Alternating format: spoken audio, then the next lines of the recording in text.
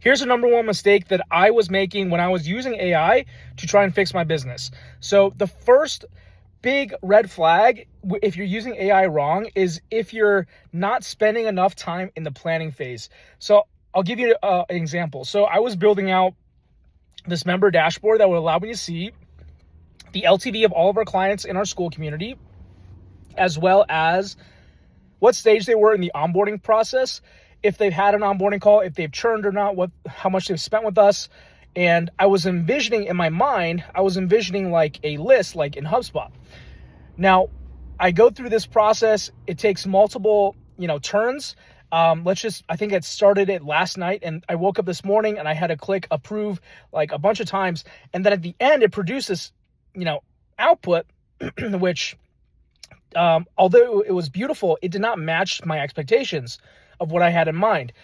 Instead of like a list, it had like different tiles. So this led me down into creating prototypes before I build out the plan. So here's a 3-step algorithm that I have developed in order to speed up the development process and make less mistakes in the AI workflows.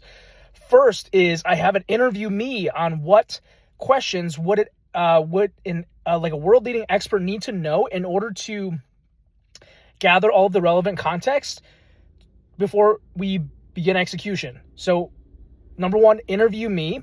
Number 2, prototype. And all that prototype means is create the minimally viable solution, or the MVP, so that I can, interact with it and give it feedback. And we're going to go through this loop of it interviews me, it builds a prototype, I test it, and we're going to go through that 3-step loop again and again until I have basically concluded that, everything is clear and on point.